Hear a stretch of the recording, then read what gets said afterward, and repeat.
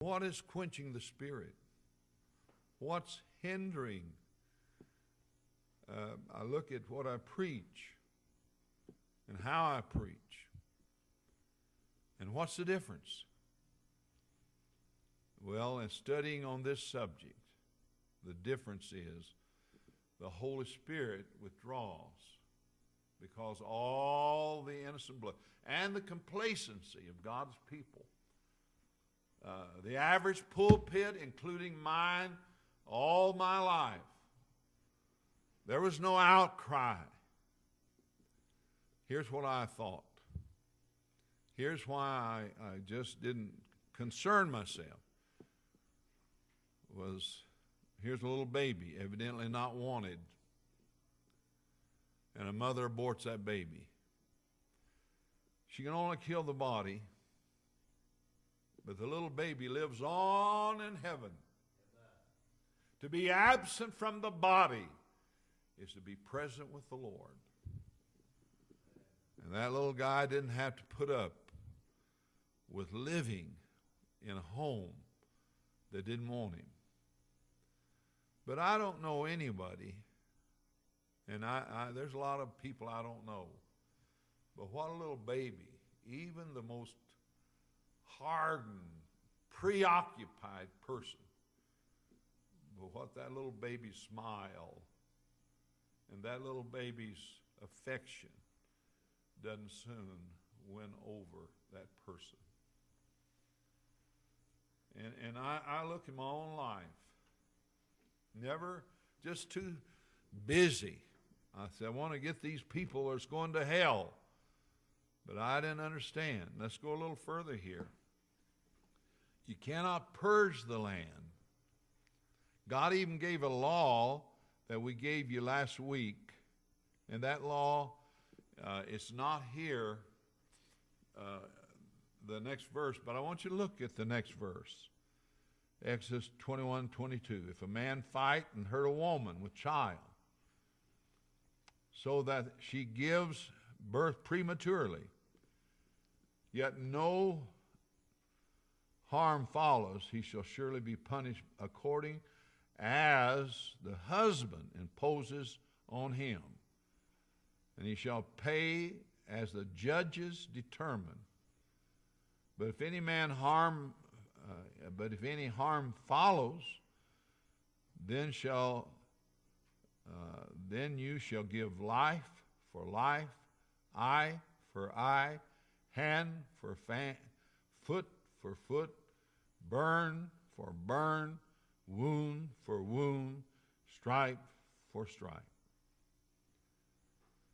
And she says here, I believe that shows that even if the injury or death is unintentional, God said it was worthy of punishment. You go ahead and read it. It's right there. And so let's go a little further.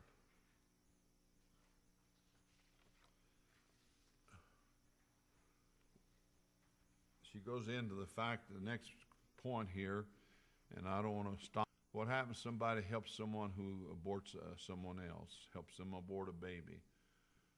What is our responsibility in a nation that has turned away from God? What is our responsibility? Now, we may not be able to stop the terrorist, and we may only be able to vote and out against the government.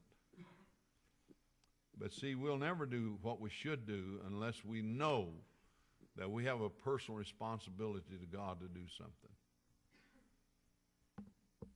And I teach tithing and faith giving. I'm asked at different times to preach on it.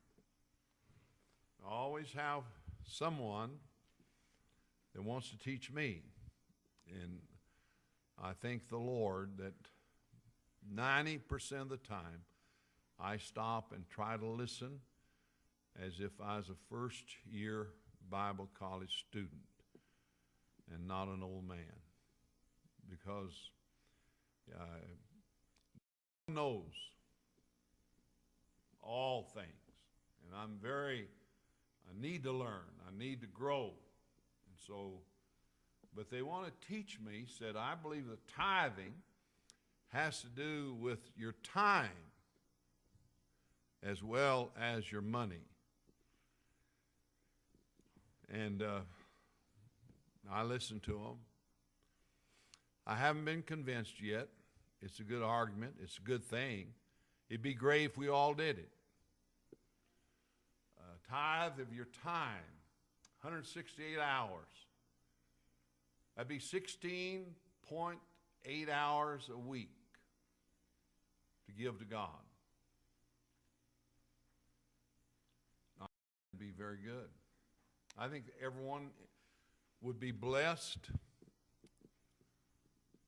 God gives you 168 hours. God helps your heart beat 100,000 times every single day.